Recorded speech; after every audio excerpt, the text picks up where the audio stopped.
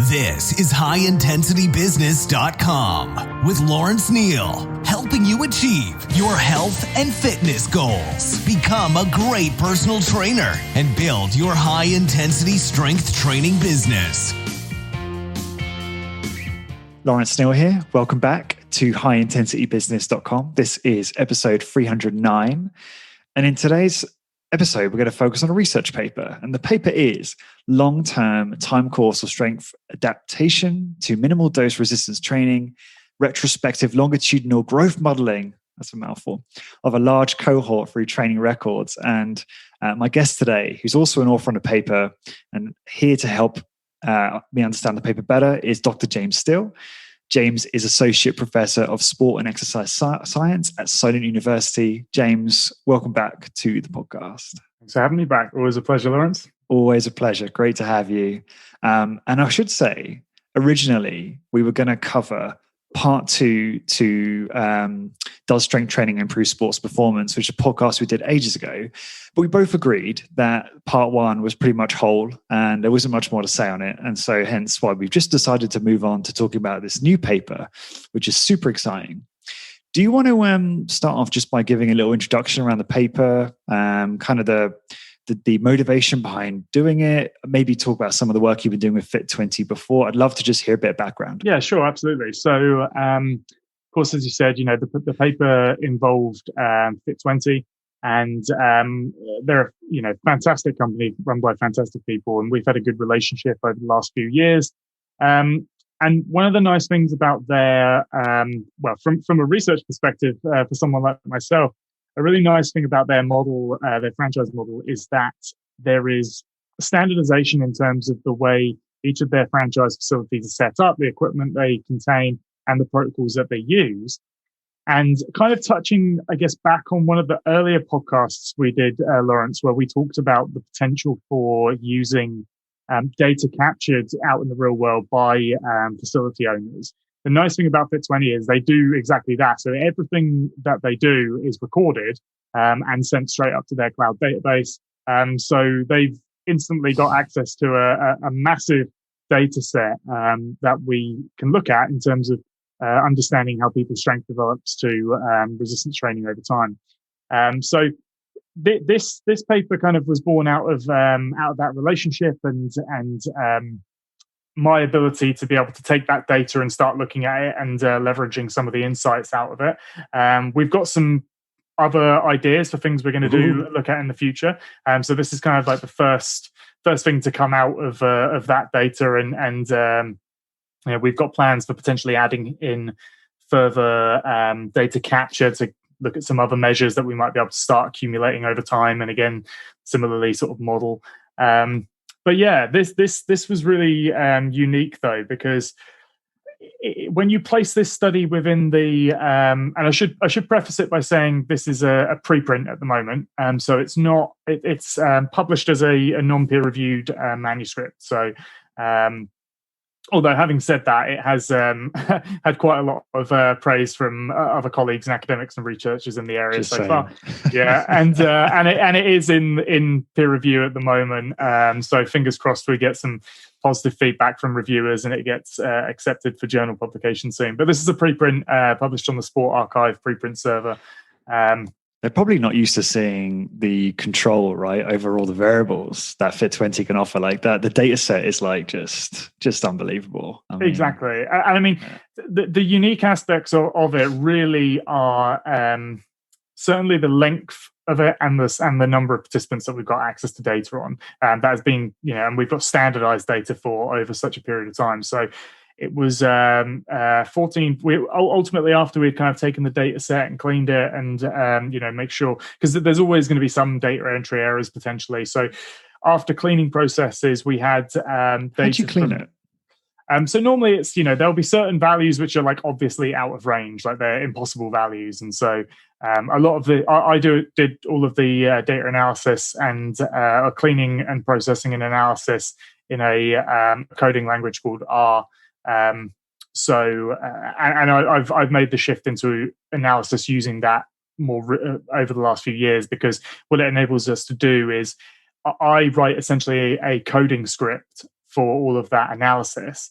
And then I'm able to share the data and the coding script so anyone can kind of see exactly what I've done, and follow through each of the steps in that coding process. And hopefully pick out any errors if I've made mistakes. So there's a pressure in terms of getting it right if you're going to be sharing all of that transparently. That's exactly how it should be, right? I love that. Yeah. And to be fair, like absolute credit to Fit20 as well, because they were willing to make this data set open as well. So the whole data set is available. Anyone can access it and download it and take a look at that data themselves. They don't just have to kind of look at the paper. Obviously, it's a bit overwhelming to maybe get stuck into that amount of data and try to figure out how to analyze it. But we'll leave you to that, mate. But for other researchers as well, potentially they may think of questions that we've not thought of that could be answered with that data as well. And that's really unique, because a lot of companies do.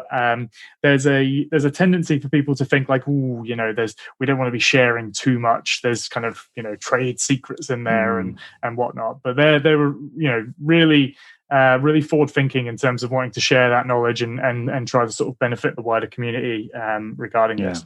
But so this essentially does represent, or as far as we're aware, it represents the biggest study of individuals participating in resistance training over the longest period of time, and engaging in a very standardized intervention with very clearly kind of operationalized outcomes in terms of what we have used to look at strength over time. And so, it all sounds very big and fancy, but really it was actually quite simple. Essentially what we did was we had the training records for all of these individuals for a range of almost up to 7 years. And essentially what we had was individual demographic data about those individuals, including sex and age. And then we had essentially their training load data. We also had their time of load as well, but we opted to look at the training data specifically because the results looked the conclusions were essentially the same when you incorporated time and load as well. And because obviously the training is done in a progressive manner such that most people will be familiar with, you'll set a repetition range or a time and load range, and you'll train with a particular load within that range, and once you are reaching failure outside of that range, then you start to progress the load. So the load progression is indicative of performance increases over time or strength increases over time. And so essentially what we're able to do is take all of this data and model how do people's loads progress over time, and use that to infer what's happening in terms of their strength over time from participating in the Fit20 training over that period. Mm-hmm. Just quick question. Do you know how Fit20 measure, because I know, again, I love how they standardize variables as much as possible, 10-10 cadence, 4 to 6 reps, 80 to 120 seconds time under load. How do they track both reps and time under load? Do they have a special, is it on the tablet? Is it their proprietary software? Is it a special stopwatch? Do you know how they do that? So this data set is from when they were kind of manually recording those things. So rep count is obviously just physically count the reps, and then the I believe on the tablets they use a stopwatch on the tablets to record time and load. But having said that, and this touches on what we're going to be looking at in the future, we deliberately cleaned this data set up to 2017. Because after 2017, they started introducing the sensor technology, which is kind of proprietary, that's been developed for implementation in their facilities to integrate with the Nautilus One resistance training equipment that they use. And so now they have sensor tech which records range of motion, time under load, repetition counts, and a number of things. And so what we're going to do is we clean that data out because it's difficult to draw comparisons when you're including that data, because one of the things they found was once you start to get more fine-tuned kind of metrics out regarding sort of the smoothness of the repetitions and things like that, people's loads were coming down a little bit so that they could focus on getting the quality right before then going back up. So we just looked at the data prior to that, and we're going to look at that data separately, and also explore some other some other potential ways in which we can use that sensor data for some interesting things. But yeah, so the data is, and that's hence the cleaning process, because obviously it's manually recorded and entered. So we sort of cleaned out extreme values, which were typos in terms of entering and things like that. But yeah, so I forgot. Was there another question there? No, it's okay. No, this is good. This is good. Good kind of the way we're going about this is in the right order. Yeah, I mean, I just want to take a moment to say, the standardized training elements, we'll get into this probably like once a week training, single set to failure, approximately 6 exercises, 6.8 years or 352 weeks of data, controlled environments, so no music, mirrors, a controlled temperature, and controlled machines, and controlled supervision. And it's like, where else can you get this data from? Like, this is the beauty of what we do. It's so much cleaner. It's so much easier to measure than alternative workout approaches and protocols that other businesses or individuals might undertake, which are almost impossible because there's so much variability, right? In terms of sets and periodization and just random protocols and all sorts. So I just wanted to take a moment to say thank you to you and Fit20. And I really want to celebrate Fit20 here, because I just think it's great what they're doing in terms of standardizing the variables, but then also capturing it in the cloud so that people like you can actually use it. I mean, this is so win-win, right? It's great for you because you're learning so much. And it's great for Fit20 because it's like you can publish research, which is ultimately, well, we know is likely to support their intervention, right? So it's all good. Exactly. Win-win. Yeah. So yeah, I mean, I don't know if you want to now go on to like just going through the paper in order. I mean, in terms of the methods, you want to talk about how you measured strength, and then we can get into some more of the methods and then into the results. Yeah, well, I mean, it might be worth giving a little bit of context to what Sure. the previous sort of literature looked like in this space, because I mean, this is not only is this study interesting from the kind of HIIT community's perspective, because it's a huge study looking at very low volume, high intensity of effort, the usual kind of fare for that community. It's unique as well because it's a study that has looked at the time course of strength adaptation to resistance training in ways in which it has not been looked at before. So there is and we couch this, we kind of contextualize the importance of the paper more in that sort of public health kind of framework, because we've spoke about this before. Resistance training does form part of the most physical activity guidelines now, and there is a kind of growing interest in it from that kind of public health perspective.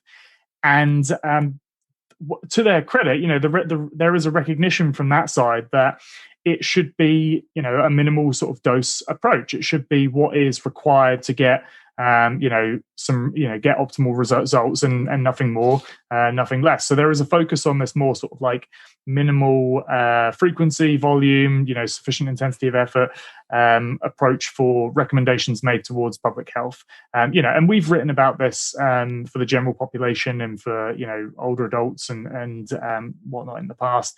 And by and large, the research supports this anyway. Any possible additional benefits from greater doses are, if they turn out to be real, are at best incredibly marginal, and for the vast majority of people have next to no relevance really. Can I just pause you for a second? Like, I totally agree. It's you and I, and I'm sure I've spoken about this tons with James Fisher as well on the podcast and in the membership. It's like, even if they are statistically significant in terms of additional volume, and I still think from memory, the study designs aren't perfect. You've taught me, and so has James Fisher, about the meaningfulness of this. Like, okay, if it's statistically significant, is it what's the word? Is it meaningful? I don't know. In reality, like, will you actually see it on someone? Like, will you see the increase in muscle mass or what have you, or even strength? If we're looking at strength expression, and so I am sometimes baffled why. I mean, I was just looking at some of the comments on Facebook about this study, which I shared an article. What's the article called? It was called "The Data Behind a Once a Week Strength Routine" in outsideonline.com, which I'm sure you've seen. Yeah, so that was That's- from Alex Yeah. Hutchinson. Yeah. And they were saying, just some of the comments were saying, like, oh yeah, this probably applies to, you know, the greater population and you know, public health interventions, but like, you know, is it really going to apply to athletes and bodybuilders? Like, surely you need more volume. And I'm like, I don't honestly know if, obviously there may be other benefits to that. We can discuss that. But anyway, those are just my thoughts. So please continue. Sorry, I know I kind of cut you off. Yeah, no, that's great. And I mean, like, yeah, so we contextualize it as being important there, but what we do touch on in the discussion, you know, my PhD student, Hack is exploring minimal dose approaches to resistance training in, you know, athletic populations. I mean, he's specifically looking at powerlifters and seeing, you know, you can get surprisingly large gains from very little, even in those populations when you look at specific gains. And actually for athletic populations in particular, you know, as we discussed last time, strength itself isn't really, or we don't necessarily know if it's causally associated with sports performance. So a better approach is probably to do the least necessary to increase, you know, reduce injury risk, and spend more of that time out on the field, you know, practicing the actual skills of the sport. So, you know, as much as we don't focus on it, there are incredible benefits to a minimal effective dose approach for, you know, a wide range of populations. But yeah, I mean, when we start to look at, you know, what happens to strength over time, you know, most studies in our field are, you know, anywhere from sort of 6 to 24 weeks, maybe. When we really got stuck into the literature and tried to see, well, you know, what are the longest intervention studies that we have? There doesn't really seem to be anything that exceeds 2 years. And most of the studies that have, you know, actually implemented an intervention and followed participants up over that period of time are typically in very small samples as well, because it's hard to do those kind of studies prospectively. It's hard to sort of like recruit people and get them to take part in it, which is why, you know, although this is cross-sectional, you know, it's observational data, we're retrospectively looking back over people who are engaged in this behavior. You know, it's still incredibly valuable because it allows us to observe what happens over a longer period of time with greater ease. When you do look at the intervention studies that have, you know, sort of ranged up to 2 years, they all seem to suggest, as we probably expect, that rate of increases in strength start to slow over time. So initially people have quite rapid gains, and then there seems to be this kind of like plateauing phenomenon whereby, you know, in the later stages, there is a reduction in the sort of relative increases. And this doesn't even seem to be offset by changes in protocol or things like that, which we'll touch on in a bit more detail once we get to sort of the results and discussion, because we tried to sort of contextualize and combat some of the complaints against this, you know, our conclusions during that. But you know, those studies that have looked at strength adaptation over longer periods of time have typically been in sort of elite populations anyway. Again, many have been in small samples of, you know, rugby players, weightlifters, where they have tracked their strength data over time, and they also seem to show, you know, some plateauing of strength over time, which you sort of would expect. But there have been a few studies in the last few years that have used larger samples, not quite as large as what we've looked at, but, you know, several, you know, hundreds or thousands of individuals, where they've looked at cross-sectional records for different strength sports. So, for example, there was a study of female weightlifters that looked at how their strength, because their like strength is their performance, essentially, they've been able to track their performance and say, well, you know, does their strength, their performance increase over time? And also studies of, you know, powerlifters as well, looking at this. One of the problems with a lot of these studies, though, is they don't necessarily use the right kind of statistical modeling to properly model the relationships of between time and you know, the outcomes they're interested in, which in this case is strength. I don't want to sort of turn this into a sort of statistical tutorial, but I will. I'll send you a link actually to a really, really nice interactive kind of visualization of what the kind of modeling we used does in terms of the data. And it's a really nice kind of image of that. But essentially, if you imagine you've got myself and you, and we track us over time, and we have lots and lots of data points within each of us. Well, those data points are my data points, repeated data points, are not independent of one another. They're all my data points, and yours are all your data points. And so if we just plug them all into the same statistical model, we can't necessarily pretend that they're all independent. So what we need to do is we need to sort of account for the fact that I have my data points over time and you have your data points over time, and bring them together in a statistical model that takes into account that there might be variation between individuals in the way kind of strength changes over time. So the modeling we've used has kind of taken into account the fact that people can start at different strength levels, people can increase strength at greater or at faster or slower rates. And so the results we present take into account all of that individual variation and try to give a better sort of estimate of what is the general pattern of strength development over time when participating in resistance training, and in this case Fit20 training specifically. What does it look like? Do we see truly that kind of plateau phenomenon starts to occur? And so that's what we kind of really wanted to look at. What are the sort of magnitude of changes over time? What does the shape of strength adaptation look like over time? And this is a perfect data set to be able to look at that. Yeah, and you've got some great graphs in the paper. What I'd love to do in the future is be smart enough, or find someone smarter to actually put the graphs up on the video right as we're talking, like some people do when they do these shows. I'm sure that's not hard to do. Would share screen work? Yeah, I could, but I've got so much crap up right now, and I don't trust my MacBook enough to do that. It will probably just crash.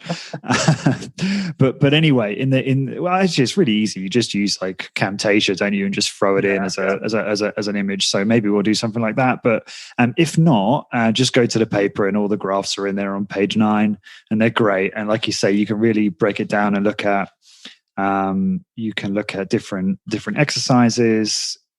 Strength increases at different ages and sex and all sorts. So it's really useful stuff. Yeah, I mean, just on what you were saying there about strength plateau, I remember that I like the way you put it in the paper, which is it's a robust phenomenon, right? Because you see it everywhere in all the research. And there's another paper you talk about where there were 10,000 powerlifters who saw a 12.5% gain in strength in 6 years because, it's assumed they'd been doing strength training prior to that start of that 6-year period, right? And that's just one example, but that's a big data set, right? That's a large sample size. Yeah, so we actually did that analysis specifically for this paper as well. So again, this is the nice thing about lockdown's been interesting because we've had to think of innovative ways of doing research, and you'd be surprised there are some interesting open data sets available if you've got the skills and knowledge to be able to utilize them. So I guess we can kind of loop back to the and cover any specific questions about the methods and stuff. But in general, we draw the conclusion that it seems likely that the plateauing of strength given participation in any kind of resistance training is probably a quite robust phenomenon. And by that we mean, it's going to be pretty universal. We've talked about this before. Eventually you do something for long enough, you're eventually going to kind of hit what your limit is. Probably, maybe doing different things will affect the rate of that initial gain, but eventually you'll kind of hit that ceiling, and then you'll just skirt it and try and stay as close to it as possible, as you begin to age. And so, we found this consistently. So we looked across, we used 3 key exercises as our outcomes. So chest press, pull down, leg press. And if you look across the results, there was clearly, a plateauing of strength that occurs sort of around about the 1 year-ish mark consistently across those exercises. When you look at it, and you look at the relative, we transformed the values because obviously we analyze the data based on the kilogram load values on the Nautilus One machines. But that, it's not necessarily immediately obvious to someone who doesn't have access to that machine whether or not X kilogram increase is meaningful or not. And so we convert the statistical model into or the outputs of it into a percentage gains from baseline. And so Figure 2 shows that. So you can see where 100% is their starting strength, and then how much they've increased from that. And over the first sort of year, about 30 to 50% of the strength gains are made over that period. And by the time they've got to about 6 or 7 years, it's only about 60 to 70% strength, because the gains slow incredibly over that period of time, to the extent that from sort of a year onwards, you're basically at sort of plateau maintenance sort of level. I guess one thing to just explain as well is the statistical model. We analyze the data on a log transformed. We transformed it into a log variable so that it was, for the purpose of the analysis, linear. So on the graphs, you'll see a curvy looking graph. And you'll also see a straight line on the graphs. So the straight line is because if you look at the time axis in weeks on the bottom, it's transformed into a log axis. So it's a kind of the distance between weeks changes over the scale of the axis. Whereas if you look on the left-hand side, you can see it across like time, with the same interval between each of the time points. But yeah, so one of the things we sat and thought about, like, what will be some of the potential criticisms that we've received of these, not necessarily the results, but of drawing the conclusion that a plateau in strength seems to be a fairly robust phenomena, given the modeling that we've done. And so, some people will probably argue the reason for the plateau is because they were doing the same training for that long period of time, and so it's quote unquote stagnation or whatever. And so what people need to do is introduce more volume or introduce variety, periodization or whatever, as they become more experienced, which is fair enough. Some people think that, and it's not actually really something that we have a clear answer on. But we do look at what data we do have, and then, as I said, we also analyze a separate data set to try and provide a little bit of context and somewhat an answer around this. So there is at least one study that's previously looked at whether or not increasing volume in trained participants results in greater adaptation. So it's a classic study in the kind of single multiple set literature from Haas and colleagues from 2000. So it's quite old now. But what they did is they had previously trained participants perform single set resistance training for a year, and then randomized them to either continue single set training or to increase to 3 sets per exercise. And both made improvements after the year period, but they were, relatively speaking, far lower than what was seen, and has been reported across numbers of, many other studies in terms of the initial gains you get from resistance training. So they were only about, I think, maybe 10 to 12% or something. But there was no difference between, continuing with the single set training or increasing it to 3 sets. So we don't have much more in terms of experimental evidence to specifically answer that question of, given the fact that you've been doing a minimal dose, low volume training approach, does increasing your volume after that result in greater adaptations? And at least this study suggests not. So that makes us think, well, it's probably unlikely that the participants in our study from 20 would have busted that plateau if they had increased their training volume. It seems unlikely to me, and it seems physiologically plausible, really, to me as well. Well, let me just stop you there for a second, because I had a note here where I think you said in the paper that varying the stimuli causing an improvement lacks any clear physiological rationale and empirical support.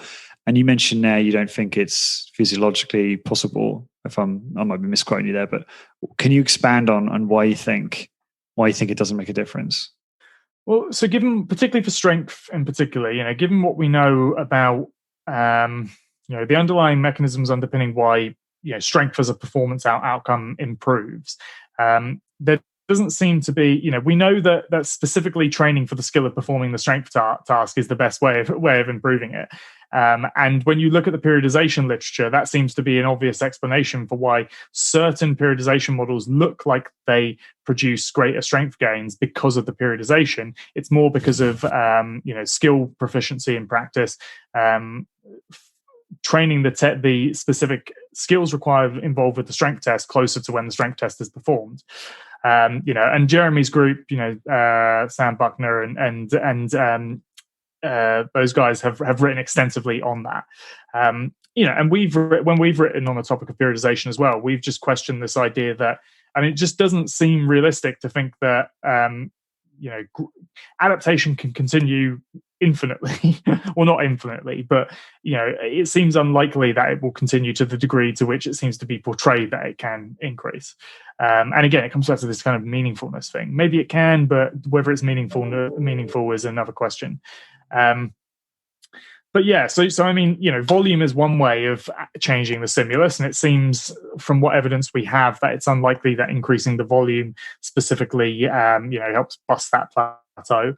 But then also the variety of the stimulus, to which we interpret as meaning the introduction of things like periodization, varying the loads, varying the volumes, varying the frequencies, etc.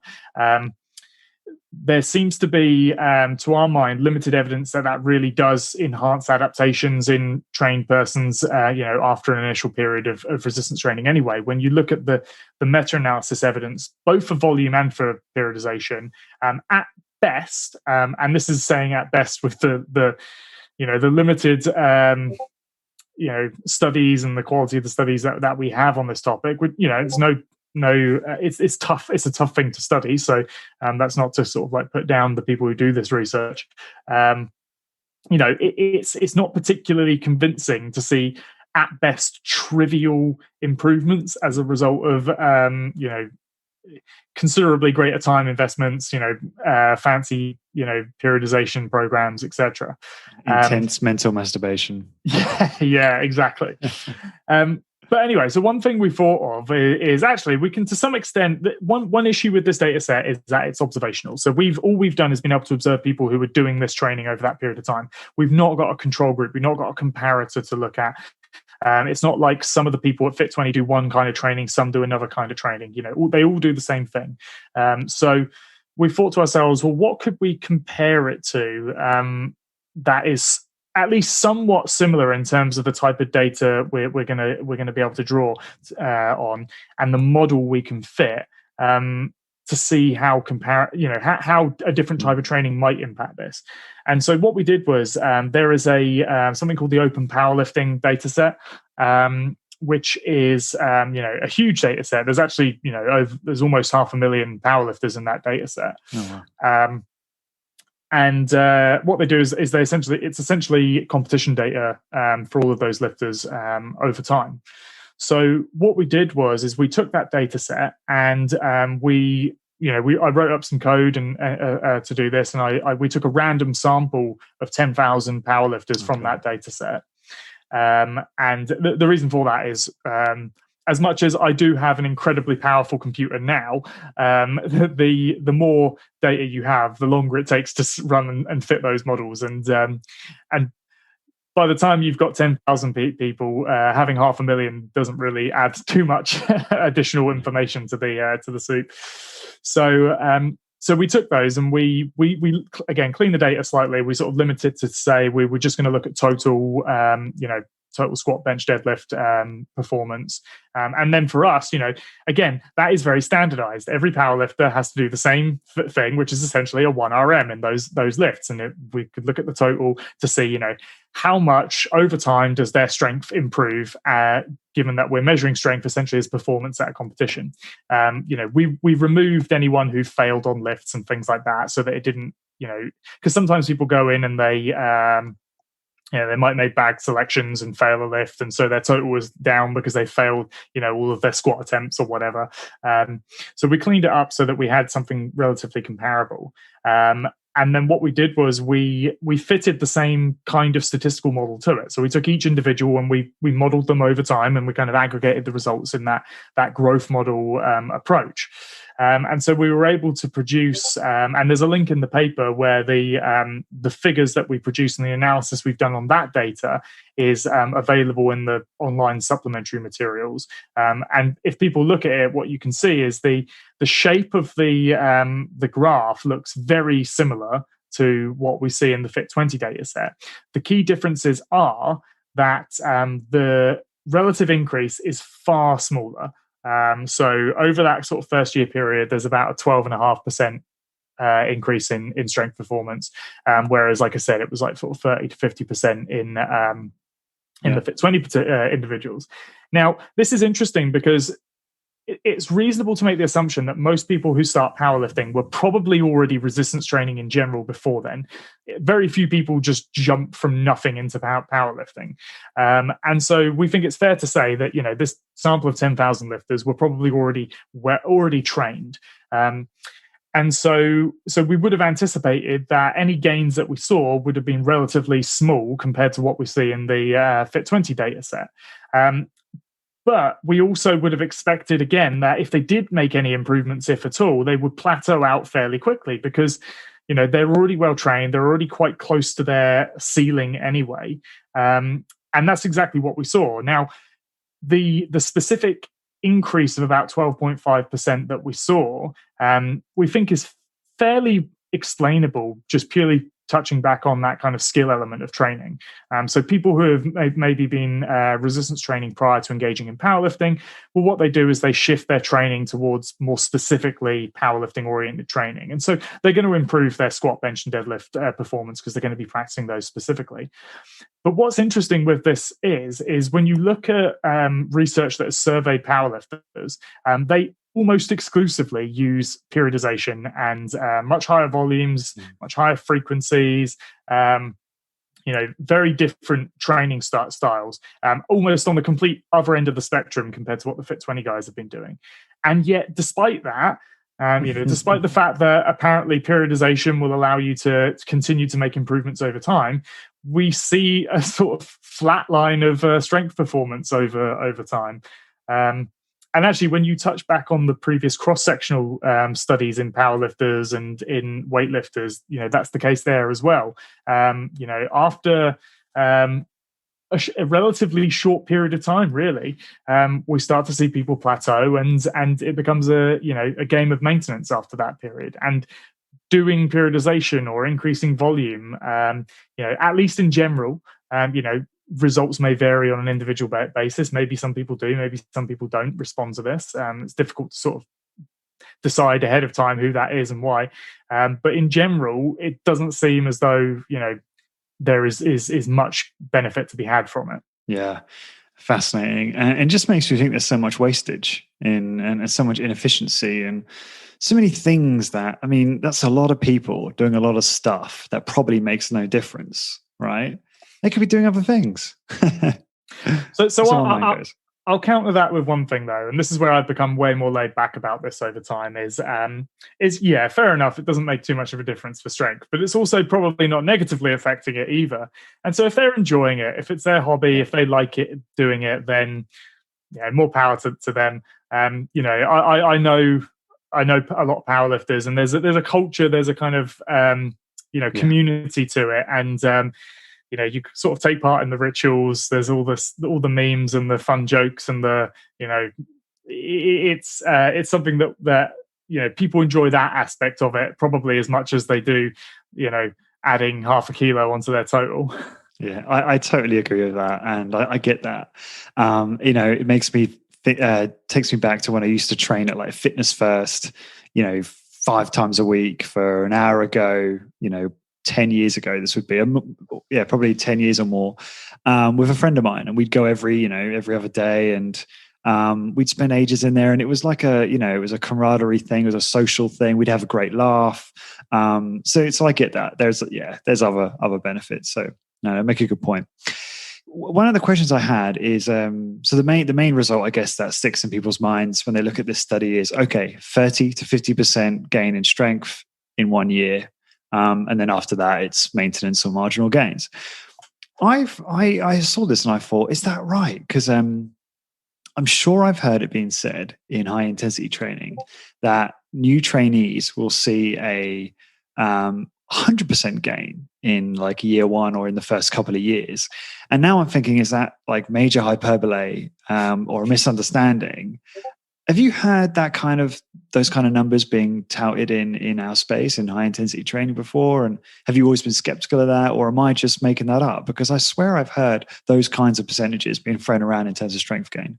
I mean, it's not impossible. So, one of the, when you look at the relative figures in our study, we've just plotted the kind of main model values on there. But when you look at the figure one values, you see that you've got the kind of thick black line and then the grey band around it. They are what we call the 95% prediction intervals. So of the kind of data we have, we would predict that 95% of individuals' data, individual curves would kind of fall within there.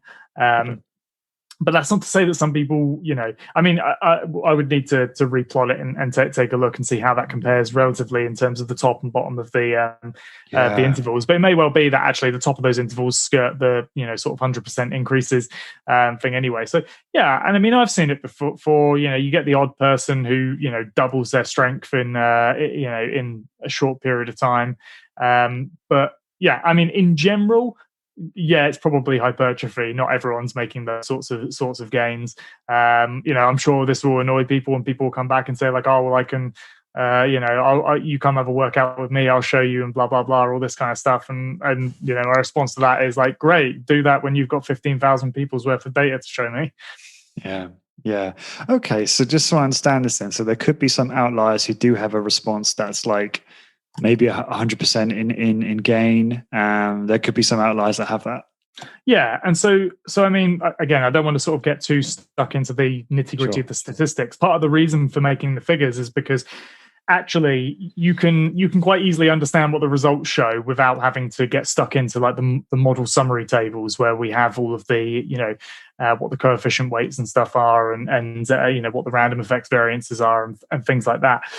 But the part of the reason for using the kind of model we use is that it takes into account that yes, people can start at very different strength levels and people can increase and increase their strength to varying degrees, and so there is variation in both of those parameters in the model, and so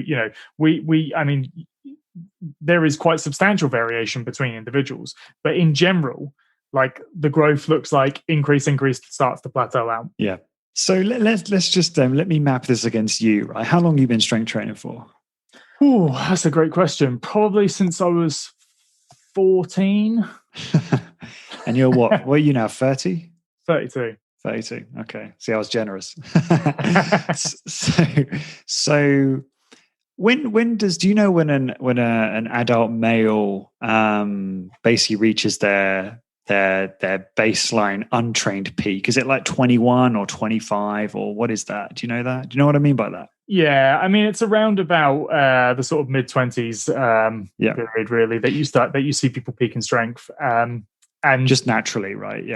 Yeah, and so anticipating, like I know where your question's kind of leading, and this is quite interesting because one of the papers that we looked at and discussed in the introduction that looked at a fairly large sample of weightlifters, just shy of 4,000 weightlifters, they actually tracked. This was cross-sectional, so it wasn't tracking individuals over time, but they looked at how weightlifting performance differed from between 14 to 30 years of age. And you see quite clearly that essentially performance peaks in around the mid-20s, and then after that, it's sort of maintained for a bit and starts to decline, given sort of like age and whatnot. But yeah, it's so I would. Most of my gains were probably age related, starting so early. So it's hard to tease out what is what's intervention and what's not. Actually, this is a problem with developmental research in pediatric exercises. You always have to have a control group to see what happens just as they grow, right? As opposed to what happens when they're growing and you give them an intervention. Oh yeah, and that's obviously if you've got someone who's very genetically gifted, you can see, at least in my experience, you can see tremendous gains right across those early years when they combine just their natural growth with resistance training, right? So going back to what we were saying, it's like you hit 25. At 25, you're doing strength training. Maybe you're doing high intensity training, but you're doing strength training, right? Pretty regularly. So by 26, you've pretty much plateaued, right? Or 27, if you assume that maybe you're messing around a lot in that first year, not really, just making some assumptions just for like, being conservative. So then by 27, you've peaked, right? And then after that, it's just maintenance or marginal gains. Would that be accurate? I mean, yeah, it's depressing, but I would say so, yeah.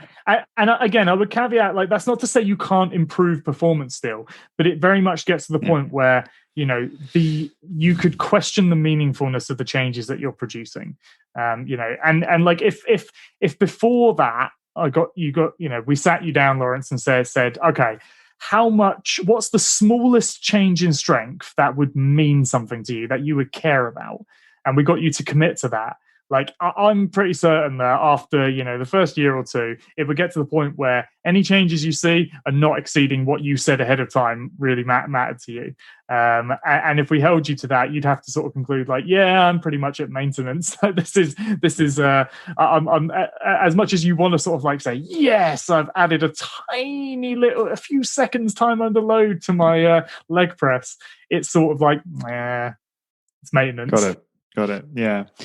I just I'm trying to sort of reconcile this from things I've heard from our colleagues and claims that clients. I guess we are talking about strength here, and obviously there are lots of other potential benefits to more volume or more frequency. And maybe it's a good time for me to talk to you about this. If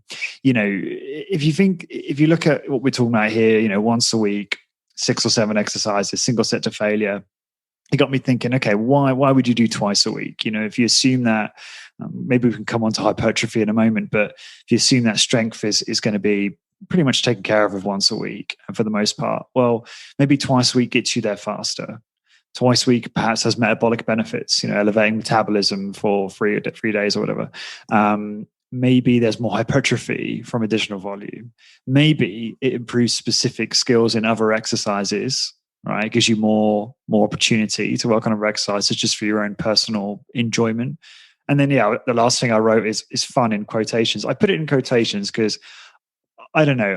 I like training, but I usually like anticipating training. I like the feeling after training. I don't normally like training. They call it the dentist effect. I've had so many people say, like, training is like when I used to train people a lot. More than one person said it's like going to the dentist. Like you kind of you hate it when you're there. Like, it's not a fun experience, but I know what you mean. I understand what you mean, but I'm one of those weirdos who does like it. Yeah, well, we know you're a masochist. You're a very public masochist. So I think that's called an exhibitionist. An exhibitionist, yeah. So what? So that was a kind of a question in there. Would that be a rationale or a group of rationales for twice a week? Do you think? And what do you think? Yeah. So I think, or more, obviously. Look, the way I look at it is, if if we take this data in context, if your goal is to optimize strength over, and you want to engage in a behavior long term to do that, then you don't need to do more than this. I would, is likely the case. But as you say, there may be other benefits to doing that. That also doesn't necessarily mean, so thinking about this in context for, Fit 20, their model is once a week, so they're not going to be, increasing it twice a week. But that's not to say, their clients don't go engage in other activities outside of this. And in fact, it's encouraged. It's part of the thing. And maybe one of those activities is they want to do a little bit of extra training at home or something like that. But I guess it's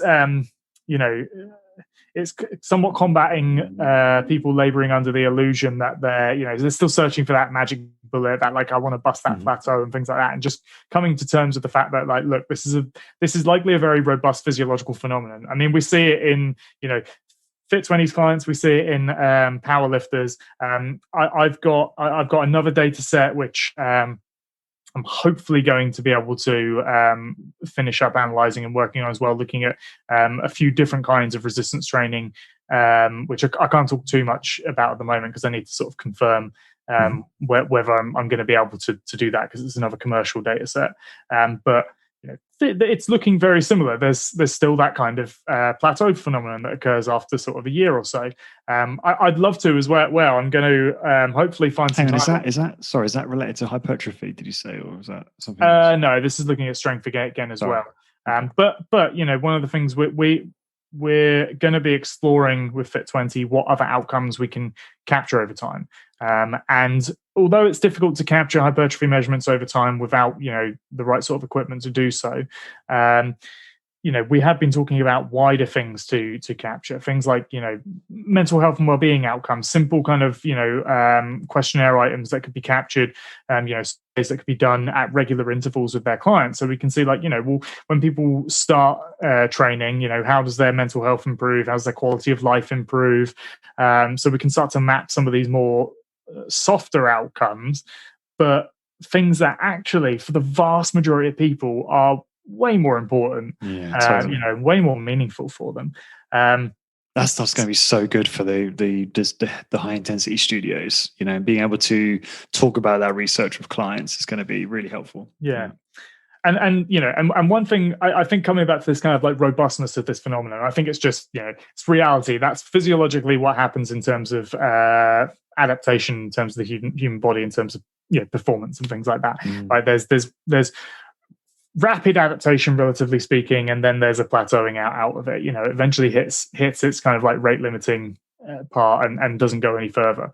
You're referring to hypertrophy there, or? I would imagine the growth model looks pretty much exactly the same, if not slightly leftward shifted. I would imagine. I'm one of those cynics who thinks that the vast majority of gains you get are very short term hypertrophy wise, and everything after that is pretty much maintenance. Yeah, and I think Jeremy's group they published a nice review a few years back looking at time course of muscular hypertrophy adaptations, again showing the vast majority happen within the first 12 weeks of the intervention data that we have. So I would anticipate it looking similar. If we had an equivalent data set like this with that's crazy. I remember that paper, but I remember. I remember the paper, but I don't remember the details of the paper. Was it 12 weeks? Most people see most of what they'll get in terms of muscle in 12 weeks. Are you sure? Wow, that's insane. That's 3 months. How depressing. Yeah, I know. I tend to think everything after that people interpret as aesthetic improvement are more related to other changes in body composition that just make you look better. And then people think, I'm gaining. It's because losing I body fat, right? Yeah. Or lighting. Lighting's very powerful. Learning how to take good photos. Yeah. I miss gym lighting, actually. I just want to say, I know people, we are probably upsetting a lot of people right now, James, but that's okay. People might be hearing me say this and they might be thinking, is he just training once a week, big 5 or 6 exercises? I'm actually training in January. I trained 11 times, right, which is a lot for me. And I have an ABC routine. Each routine is like 10 to 12 exercises. And 2 of them are in the studio on machines, MedX, and 1 of them is like home based, like chin-ups and stuff. There's quite a lot of volume. I mean, sometimes it's usually twice a week, occasionally 3 times a week. But I'm also at the same time, I'm aware that like it might not make much difference at all to do more. But I'm always keen to experiment. And I think the value in these conversations and in the research you do is always challenging what we think is true, right? That's the whole point of science, right? Always searching for an explanation, always there's never it's never completely conclusive, right? That's the whole point of it. And on that note, I want to ask you something that is completely, not related to this study, but about science in general, because I was fascinated by this, and I'm just wondering if you have any thoughts about it. So I'm trying to understand, I guess, the scientific method better. And I was listening to Naval Ravikant, who's like a famous investor, a really smart guy, and I really enjoy listening to his stuff online. And he had this conversation with this like quantum physicist guy, super smart guy, and they were talking about science and what does science mean, and how it's not actually science when people say science shows this, or like people talk about science like it's the answer, it's definitive, we're done, we're dogmatic, there's nothing more on this particular subject, right? And science should always be challenging things. And one of the things they talked about is it's not, and this is, I'm not sure, hopefully I get this right, and I might word this completely wrong. It's not scientific to say, okay, well, all the evidence supports this, therefore, like, this is the answer because of black swans, right? Because it's like you can have all this evidence to support that all swans are white, and then suddenly you find a black swan and it undoes all. Maybe I'm explaining this really badly, but they were trying to make the case that mounting evidence is not necessarily like the most, like, I don't know, productive way to look at science. It's more about trying to find a clearer explanation for why things are the way they are, or why reality is. I'm not sure if that made any sense, but do you know where I'm going with that? Does that make any sense? Yeah, and do you know what? This is interesting actually, because I've spent a lot of time over the last few years. I in my early sort of like training, I spent a lot. I mean, what you're referring to is essentially falsificationism. Yeah, it's Karl Popper's kind of, that's it. Approach to science, which is to say that you can't really sort of generate knowledge inductively, for exactly that reason. You say that there's always the possibility that the next day you'll observe something that falsifies your theory. So the idea is that we kind of generate theories and ideas, and from that we generate predictions, and then we figure out ways of testing those, and we try and edge closer and closer to a theory which has a high verisimilitude or truthiness, the thing that we think is closest to the truth, because we keep on testing it, we keep on pushing it, we keep on kicking the shit out of it and seeing whether or not we can find a way of falsifying it. And eventually we get to the point where we sort of think to ourselves like, well, we've thrown everything we can think of at this idea and it still seems to survive, but and truly survive. I don't mean in terms of like it's just, widely accepted. Like it survived in terms of, we've made these predictions, and if these predictions don't bear out, then that means there's something wrong with the theory. It's a case of like, we keep making these predictions, and every time we find exactly what the theory says we should find. That's also only one approach to science. Like there's actually, there's more to philosophy of science and the differing kinds of epistemologies that logically kind of make sense and also practically actually happen out in the real world of where science is, the rubber meets the road and people do it. I would actually recommend something. I'm going to recommend a couple of courses actually, which are I recommend to all my students, and I think are really nice because they're free. But I think they're also presented in a way that are understandable to people who aren't scientists as well, and are useful. So a guy I know, a friend of mine, Daniel Larkins, who is a psychologist at Eindhoven in the Netherlands. He's put two really nice courses together on Coursera. They're both free. One is called Improving Your Statistical Inferences, and one is Improving Your Statistical Questions.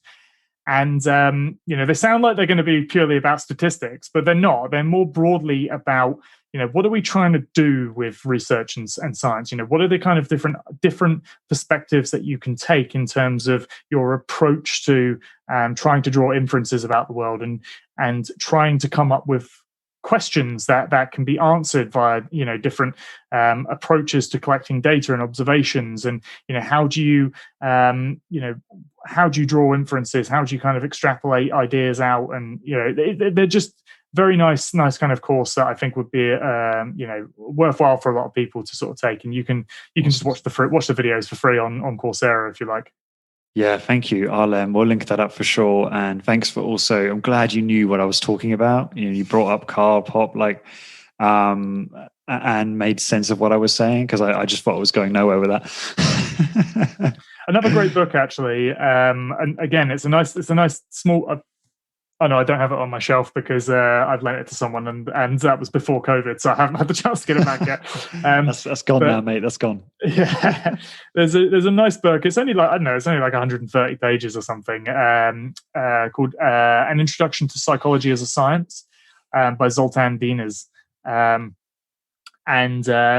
It's as much as it's marketed as an introduction to psychology as a science, and it's written by a psychologist. There's a story behind that. I've heard that the publisher said if we label it as Introduction to Psychology as a Science, then it will sell more copies because there are more psychology undergraduates than most other places. So, but it gives a very nice, broad, general introduction to philosophy of science, the differing kind of perspectives on that. Karl Popper, Thomas Kuhn, Lakatos.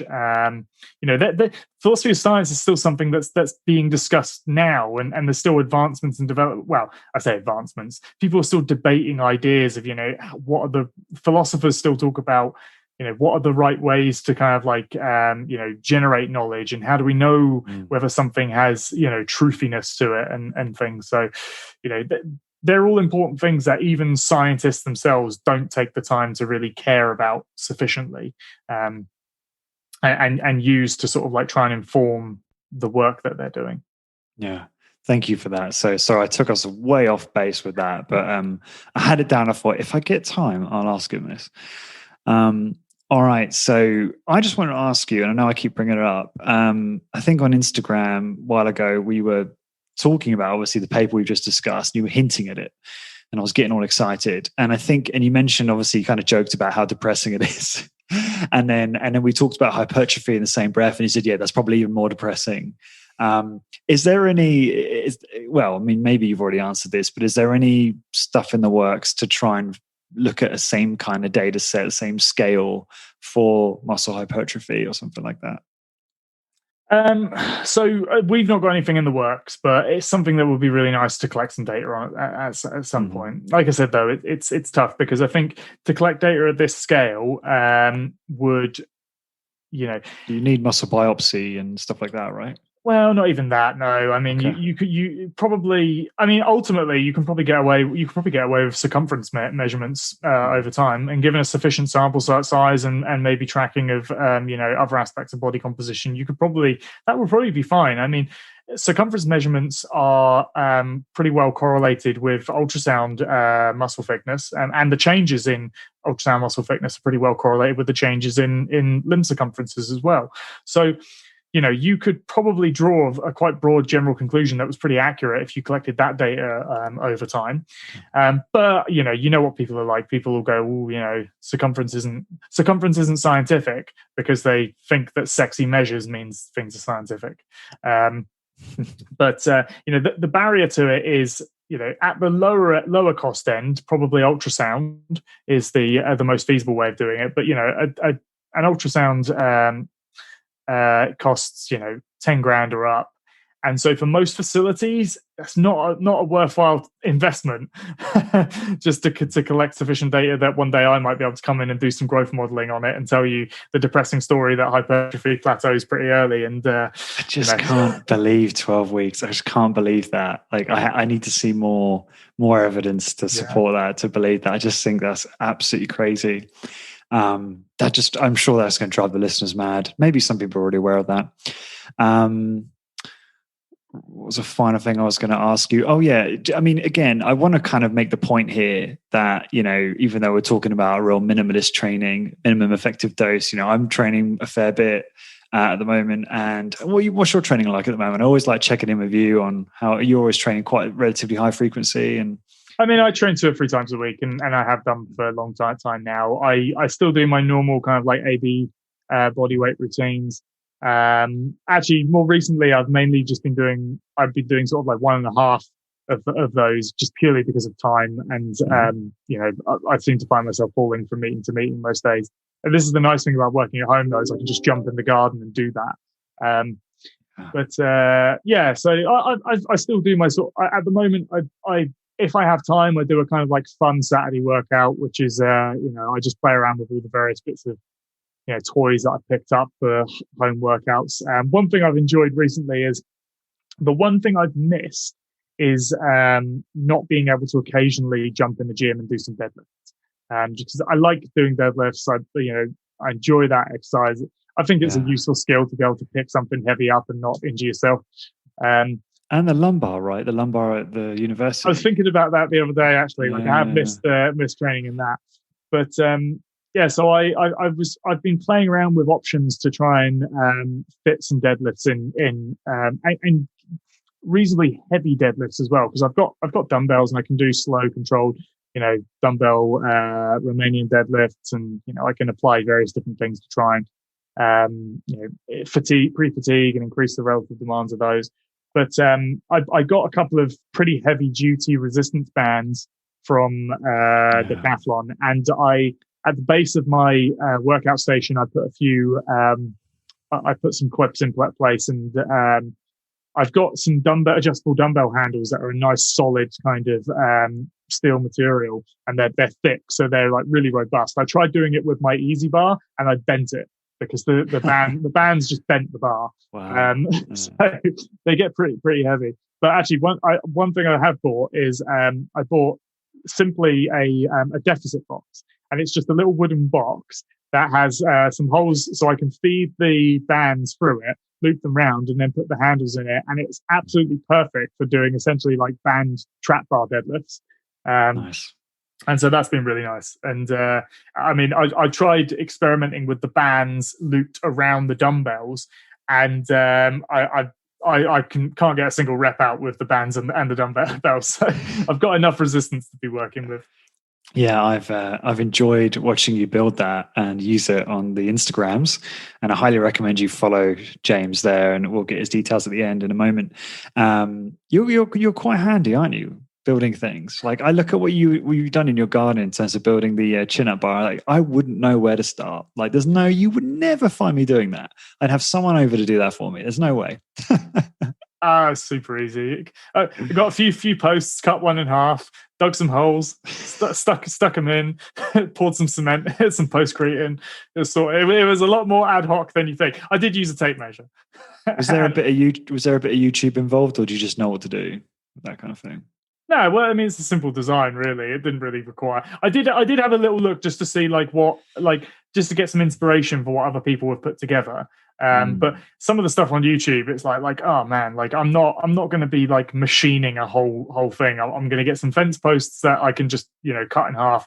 I've got to drill a hole, make sure I've got sufficiently sturdy iron bars. Got some outdoor fence paint, metal fencing paint to weatherproof them, and sorted. I think you should see my driving range that I've built. Ooh, driving range in your garden? How big's your garden? It's not that big, but I took up golf again last year. I used to be a very good golfer, but I haven't played for about 15 years. And very talented, so many skills. I used to work at a golf basketball, golf. It's depressing how bad I am now, though. But I picked up some practice balls, some nice high quality ones, and and essentially all I've done is I've got a nice big cloth sheet and a retractable washing line, and so I put that across and whack the balls at it. For some reason in my head, I thought, why is he just smashing golf balls out of his garden into other people's houses? And I was like, oh no, he means shooting into a sheet. I got it now. I did panic the other day though, because I hit one. I accidentally got underneath one and it went over the sheet. And I went, oh my God. But these balls are, I could smash it against the window and it would just bounce off. But they got a nice feel to them when you hit them. So you didn't hear like anyone got the head cracked open on the news or anything? No, it didn't even make it out the garden. Like they're designed to not fly very far. So I was like I thought, oh no, I've lost one of them. That's like a £2 ball that's gone. I wonder how many of them are going to go. Yeah. Okay, cool. James, final question for you. I want to let you go in a sec because I know you need to prepare for an important meeting. So this is just an observation, but one of the reasons why I love studies like this is because it kind of shows, well, look, if you're getting like a big push, a big pull, a leg press movement in your workouts, you're going to get pretty much most of the results, like 95% of the results. I hate putting a percentage on it, but it just makes it a bit clearer what I'm trying to say. And so, I'll do much more volume than that. But knowing I've done those movements a couple of times a week or even once a week is probably going to produce/hold on to whatever muscle I've been able to gain or strength I've been able to gain. I know we're more talking about strength here. And, also just echoing James Fisher, your colleague on a podcast we did recently, where he said, he's doing twice a week, 12 exercises, but the way he orders his workout is he'll do like big free, he'll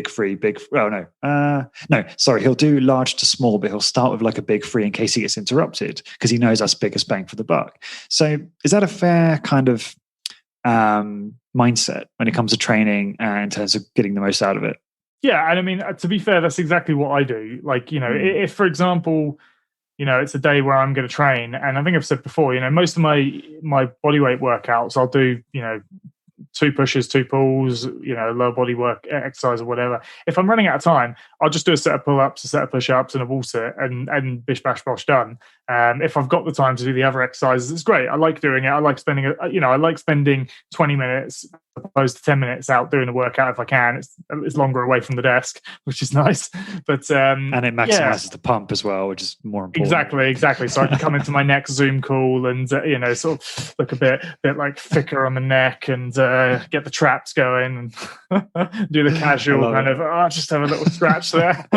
looking good, mate. Looking good. You've kept the diet in check, I can see. I tell you what, I've put on 3 kilos over the last year. Oh, yeah. It's showing below the camera. I'm like that, yeah. Awesome, James. I want to be respectful of your time.